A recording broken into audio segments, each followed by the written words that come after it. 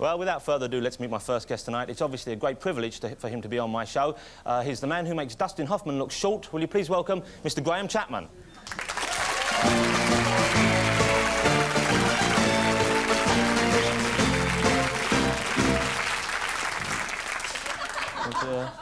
Oh. Yeah, thank you. What? You know the rules. Sorry about that. Graham, thanks for coming on. It's nice to see you. And I've been watching the Python repeats on BBC One. Oh, yes. Do you watch them at all, the old shows? Yes, I do. It's sort of rather a long time ago now, isn't it? It's as though it's done by someone else. Because that was a time when you were drinking a considerable amount, wasn't it? Oh, more than considerable. It was, what, 3 or 4 pints a day? It was of gin? Of gin, yes.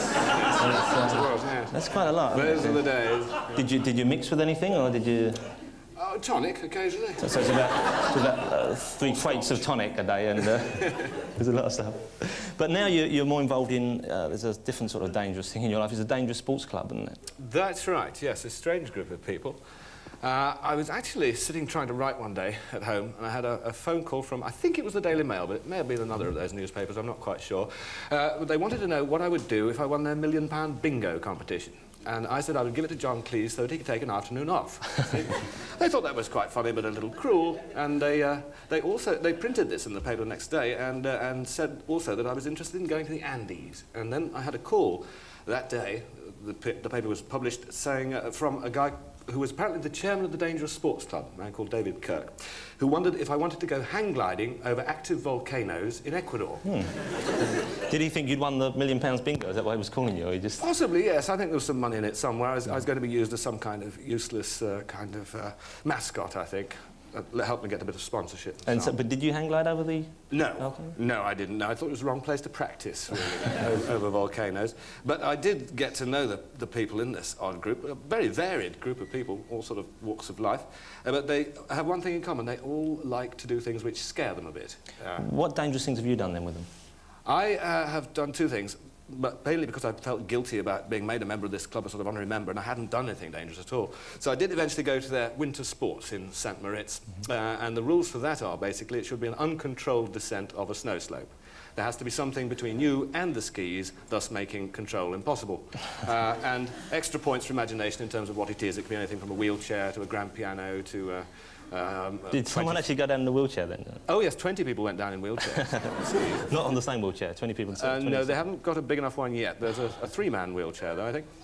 I went down in a wooden gondola, which was borrowed from some Italian restaurant. Did you tell them what you were going to use it for when you bought it? I don't know. They got this thing for me. I wasn't privy to all the details.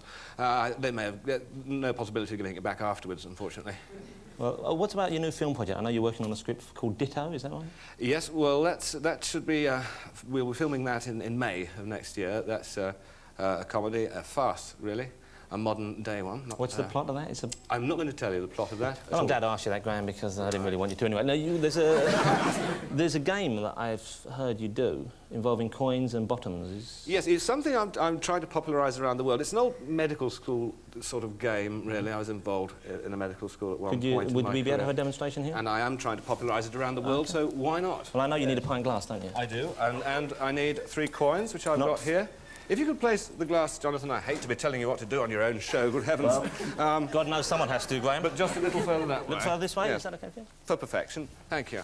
And then you need 3 coins. It's a bit proctological, I'm afraid. That's the way we like it, though. Yes. You place the coins somewhat perineally. Do the size of the coins matter, or is it not?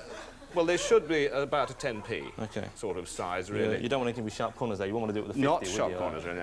And then you sort of walk as best you can. You ever lost any up there, Graham? Not yet. Towards. And this is the tense moment. I hope that's right.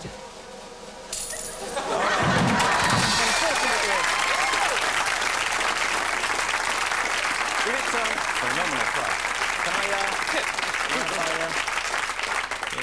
Any kind of special exercises once you do with a pencil or normal something? Kind of thing. But... That's it. Very good. Excellent. That's about a little further back. Yeah, very good. Thank you very much. And, I believe you brought a little something along for the audience tonight, is that right? Oh, certainly I have, yes. A gift yes, it is. Now, of course, time for the fish. Yes, it is indeed. So, Live fish. and Some of them are dead. And they are very smelly. Lovely smelly fish. thank you very much, Mr. Graham Chapman. Thank you very much indeed, Graham Chapman.